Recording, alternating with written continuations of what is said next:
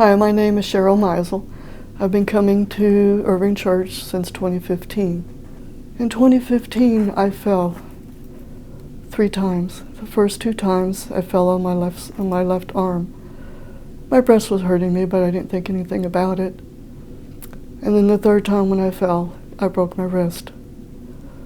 I hurt my breast really bad, so I went to the doctor. I was in stage 2 breast cancer. God was trying to tell me, wake up, listen, I'm trying to tell you something, but I didn't pay attention to him. I went through the radiation, all the things that you go through when you have breast cancer. And then in 2019, I had complications from that. I ended up going back to the doctor. I had surgery that was unavoidable. And during that time, my dog, Bandit, she never moves. She stays still. I can walk over her, walk on her, I can do whatever I want. She doesn't move. This time, she moved. I fell on my left breast. I was in excruciating pain. I went to work anyway, and sometime during the daytime, I told Melissa, I can't breathe, I've got to do something. So I called my surgeon. I went to the emergency room. They took an x-ray. The surgery part was okay, but they found something in my lungs. So from there, I had to go back to my oncologist, and because in 3 months we're going to take a PET scan. 3 months went by, took the PET scan. I have metastatic breast cancer is what it's called, what stage they're in. It's in my bones, it's in my liver, it's in my ribs, it's in my spine, it's in my hips, it's all over. And because of her moving, we would have never found it, because they told me I only had 4 months to live. So God was there that day for me. He made her move when she normally does not move, and even today she doesn't move. So God was there that day.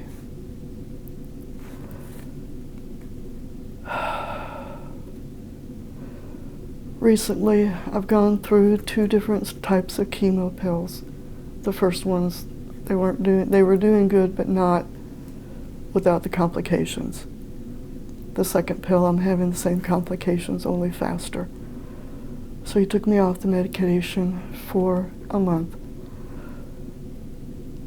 We all have markers called cancer markers, and they range anywhere from 30 to 35.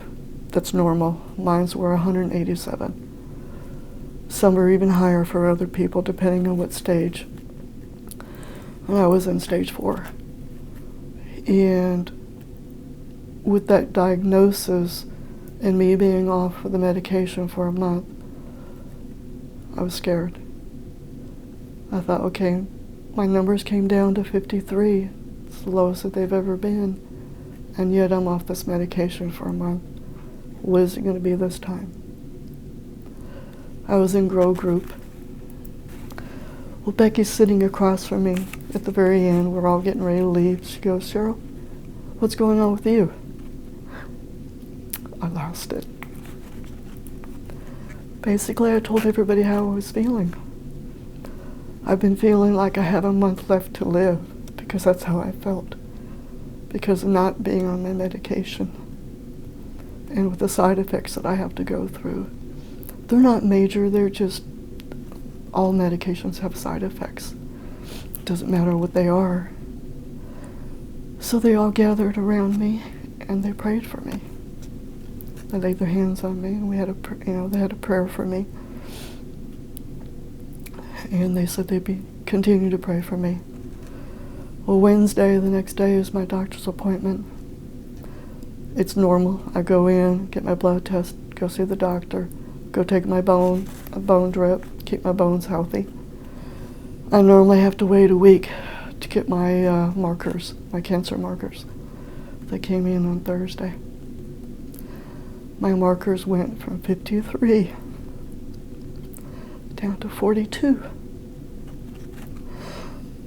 I got down on my knees. I had to look at it twice to make sure I saw it right. I got down on my knees and I thanked God. And I thanked my prayer group for the prayers the day before. That's another day I saw God. In my group, I see God in this church every week, every day. I see him.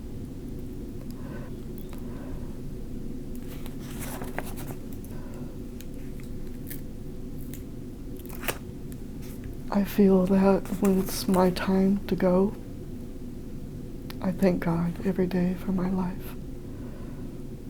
I'm ready to go, whatever that is. And that's how I feel. I'm not scared. I would miss my husband, my dog, my cat, and the church. I would miss everybody. But I know he has a time and place for all of us. I thank him for every day, whether I have a good day, a bad day, a happy day, or a sad day. I thank him.